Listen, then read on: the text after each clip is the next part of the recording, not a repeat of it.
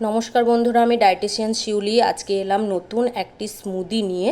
প্রচণ্ড গরম পড়েছে, এই গরমের উপযোগী হচ্ছে একটা ওয়াটারমেলন স্মুদি।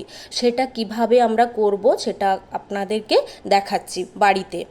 প্রথমে বলতে, এটা তরমুজ নিয়েছি, দেখতে পাচ্ছেন এই সাইজের। এটা প্রায় 15 পিসেস আমি নিয়েছি, 15টি টুকরো।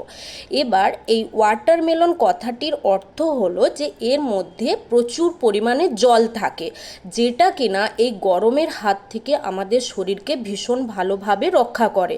ওয়াটারমেলনের মধ্যে 91% ওয়াটার থাকার জন্য এটা আমাদের শরীরকে কিন্তু হাইড্রেট করে রাখে। এছাড়াও কিন্তু আমাদের ত্বককে খুব ভালো সফট এবং স্মুথ করে রাখে। চলুন প্রথমে আমি ইনগ্রিডিয়েন্টসগুলো দেখিয়ে দিই স্মুদি করার জন্য কি কি লাগছে। 15টি টুকরো আমি ওয়াটারমেলন নিয়েছি, তার সঙ্গে চিয়া সিড এটা নেব 1 টেবিল স্পুন। এটাকে আগে আমি ব্লেন্ড করে নেব। মিক্সির মধ্যে এই টুকরোগুলোকে আমি ঢেলে নিলাম, দিয়ে ভালো করে ব্লেন্ড করব। প্রথমে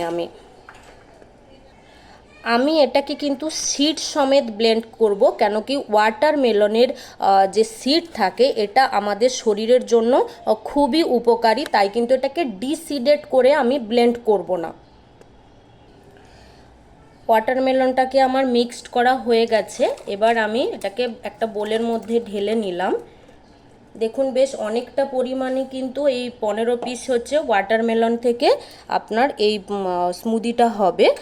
আর এর সঙ্গে আমি মিক্সড করে দেবো 1 টেবিল স্পুন মানে 15 গ্রাম চিয়া সিড। মিক্সড করে দেবো ভালো করে।